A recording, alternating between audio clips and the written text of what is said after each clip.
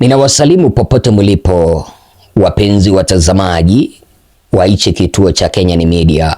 Hamjambo. Karibu kwenye mwendelezo wa mazungumzo yetu. Mimi ni mtangazaji wako Bwana Ezra. Ninakuomba usikilivu mwema, na kama unanipata kwa mara ya kwanza, tafadhali ninakuomba uweze kujiunga na ukumbi huu kwa kupiga subscription na kulike video. Hiyo ndio njia moja ya kuweza kukuza hichi kituo.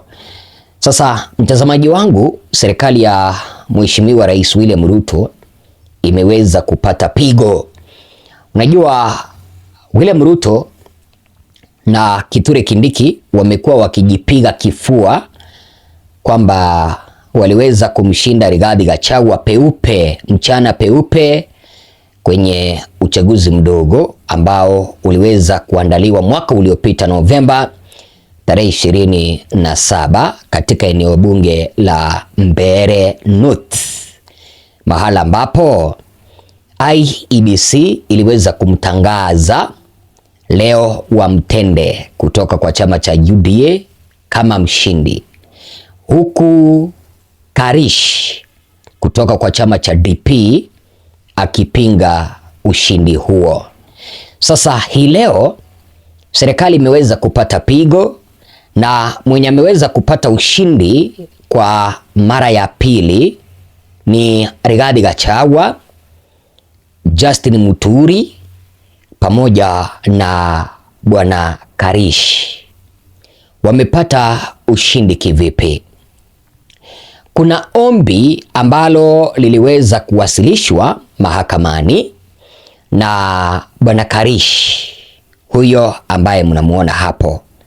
Kumbuka kwamba Karish ni miongoni mwa wale ambao walikuwa wanamenyana katika kuwania kuwa mbunge wa Mbeere North na Bwana Leo Wamtende. Sasa Karish aliwasilisha malalamiko mahakamani ya kupinga ushindi wake Leo Wamtende, na ameshinda, tunasema ameshinda kesi mbili. Kati ya kesi ambazo aliweza kuwasilisha mahakamani ameshinda mbili, na hiyo ni hatua nzuri. Kesi ya kwanza aliweza kuishinda baada ya mahakama kuamuru kupekuliwa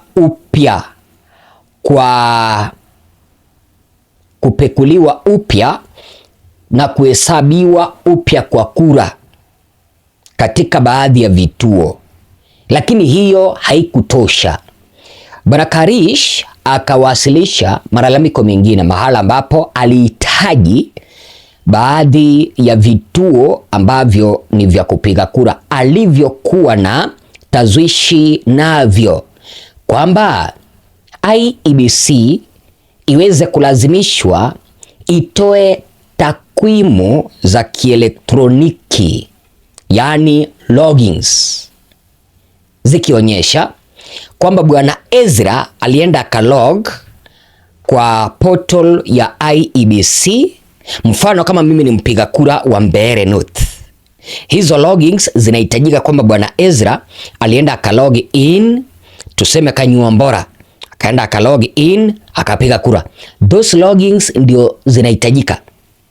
Lakini kumbuka kwamba serikali ilipinga hilo, kwamba mahakama isiruhusu ombi la Karish la kuomba logins ambazo zinaonyesha kwamba idadi fulani ya watu ndio walipiga kura. Lakini sasa mahakama imeweza kumpea Karish ushindi pamoja na Gachagua ushindi kwa kuamuru IEBC itoe data kamili zinazoonyesha logins za kielektroniki katika baadhi ya vituo ambavyo Bwana Karish alikuwa na tazwishi navyo. Bwana Karish peke yake ndiye ameweza kutundika kwenye mitandao ya kijamii akieleza kwamba update on Mbeere North by election. A High Court in Embu has directed the Independent Electoral and Boundaries Commission to grant full access to electoral voting data in a significant development in the ongoing Mbeere by-election petition. In a ruling delivered on April 20th, 2026, Justice Richard Mwongo ordered an expansion of scrutiny and a recount exercise to include access to the Kenya Integrated Election Management System KIMS KIT logs for selected polling stations. Mambo yamegeuka hapa, na iwapo serikali iliweza kuiba kura wakamjazia bwana Leo wa Mtende, basi hapa watapatikana. Kwa nini? Loggings zinaonyesha kwamba watu fulani walipiga kura, na iwapo hizo loggings zitatofautiana na zile kura ambazo ziliweza kupigwa kwenye hicho kituo, basi uchaguzi huo ama ushindi ule wa Leonard wa Mtende utakuwa nullified na turudi kwenye by election upya. Sasa kwa lugha ya Kiswahili naomba niweze kukusomea hilo chapisho la Bwana Karish tulielewe, ukipenda Newton Karish. Taarifa mpya kuhusu kesi ya uchaguzi mdogo wa Mbeere. Kaendelea kusema kwamba Mahakama Kuu iliyoko Embu imeielekeza Tume Huru ya Uchaguzi na Mipaka IEBC kutoa ufikiaji kamili wa data za kielektroniki za upigaji kura katika hatua muhimu kwenye kesi inayoendelea ya uchaguzi mdogo wa Mbeere North. Katika uamuzi uliotolewa tarehe 20 Aprili mwaka 2026, Jaji Richard Mwongo aliamuru kupanuliwa kwa zoezi la uhakiki na kuhesabu upya kura ili kujumuisha pia ufikiaji wa kumbukumbu, yani loggings za vifaa vya mfumo jumuishi vya usimamizi wa uchaguzi KIMS kwa baadhi ya vituo vya kupiga kura. IEBC inapaswa kutoa ufikiaji kamili wa kumbukumbu za KIMS za siku ya kupiga kura Novemba tarehe 27 mwaka 2025 katika vituo vitatu vya kupigia kura. Namba 1, ukumbi wa kijamii wa Siakago. Namba 2, shule ya msingi ya Mwondu. Namba 3, shule ya msingi ya Gikunyari, ukipenda Gikuyari. Kumbuka kwamba nimekueleza hivi, Bwana Newton Karish na mrengo wa upinzani wanataka data za KIMS za loggings zenye zinaonyesha kwamba Bwana Ezra alilog in, kwa sababu kama umepiga kura kama mimi, kipindi ambapo unaenda kupiga kura watakuitisha kitambulisho, they log in kucheck au kuangalia iwapo umeweza kuandikishwa kama mpiga kura. Wakipata kwamba wewe ni mpiga kura tayari umelog in, then kutoka hapo they clear you, wanakupea karatasi unaenda unapiga kura. Those are the loggings wanataka, na iwapo zitatofautiana na kiwango cha kura ambazo ziliweza kutangazwa kwenye hayo ama kwenye hivyo vituo vitatu ambavyo nimekueleza, cha kwanza ni shule ya msingi ya Gikuyari, shule ya msingi ya Mwondu pamoja na ukumbi wa kijamii wa Siakago, basi mahakama haitakuwa na budi ila kutupilia mbali ushindi wake Leo wa Mtende na Bwana Gachagua na muungano wao wapate ushindi, kumaanisha tutarudi kwenye uchaguzi au ukipenda uchaguzi mdogo mwingine by election. Sasa ufikiaji huu utawezesha kulinganisha data za KIMS na sajili ya wapiga kura za kawaida, karatasi, pamoja na kubaini iwapo kuna wapiga kura wowote walioongezwa kati ya Juni tarehe 21 mwaka 2022 na tarehe ya uchaguzi mdogo. Hapa mambo yamechemka. Yaani kitu ambacho upinzani wanataka kuhakikisha ni kuona iwapo ile data ya KIMS ya logins inafanana na sajili ya wapiga kura.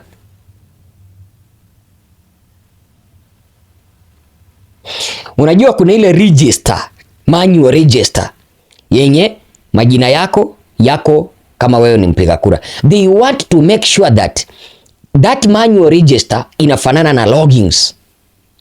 Na iwapo kuna kura zingine ambazo ziliweza kuongezwa, mambo yamechemka. Sasa pia tunaelezwa kwamba hilo ombi ambalo Bwana Newton Karish ameweza kuomba litawezesha kudhibitisha kama wapiga kura hao walishiriki katika uchaguzi kwa kulinganisha na daftari za vituo vya kupigia kura endapo kutakuwa na itilafu yoyote. They want to compare, kwa sababu kipindi ambapo umepiga kura wanajua umepiga kura, hauwezi ukarudia. They want to make sure that those who are registered they voted. Na iwapo kuna kura zingine ambazo ziliweza kuongezwa, basi kwa sababu upinzani wanaeleza kwamba Newton Karish aliweza kushinda kura na aliweza kumshinda Leo wa Mtende, lakini serikali inasema kwamba Leo wa Mtende aliweza kumshinda Newton Karish kwa kura 500, kitu ambacho upinzani wamekataa kabisa. Sasa IEBC pamoja na wadaiwa wengine kama vile serikali walipinga ombi hilo la Newton Karish la kutaka data za IEBC kufunguliwa, mfano logins, wakidai kuwa Newton Karish alikuwa anajaribu kupanua wigo wa maigizo ya awali ya mahakama. Walisema kwamba Newton Karish alikuwa ameleta drama kwa kutaka kupanuliwa kwa data za IEBC. Lakini mahakama yenyewe imeamuru sasa tarehe 20 Aprili mwaka 2026 kwamba data za IEBC zifunguliwe. Kumbuka kwamba mwezi huu, tarehe hizi, hii wiki hii, ndio mahakama ilikuwa inapaswa kutoa uamuzi kutoka kwa scrutiny, kuhesabu kupya kwa kura kwenye maeneo ambayo Newton Karish alisema kwamba palikuwepo na itilafu, palikuwepo na dosari. Lakini tena mahakama imeweza kuongeza hitaji lingine kutoka juu la kufunguliwa kwa data za IEBC. Pigo kubwa kwa serikali. Mnakumbuka hata Raila Odinga alikuwa anataka servers za IEBC zifunguliwe, lakini yeye hakupata ushindi huo. Lakini Newton Karish amepata ushindi huo kwa kupewa nafasi ya servers kufunguliwa na kupata logins. Sijui kama unanielewa mpenzi mtazamaji, na kupata logins. Huu ni ushindi mnono. Sijui wazo lako ni lipi? Na wacha nikuambie, endapo karatasi ambazo zilienda kuhesabiwa zitatofautiana na kura ambazo ziliweza kutangazwa kwenye vituo, basi William Ruto kwisha, ataonekana kwamba yeye ni mwizi, anategemea tu wizi wa kura, kwa sababu amekuwa akijigamba kwamba alimshinda Gachagua peupe, na Gachagua na muungano wake hawajaamini kwamba waliweza kushindwa.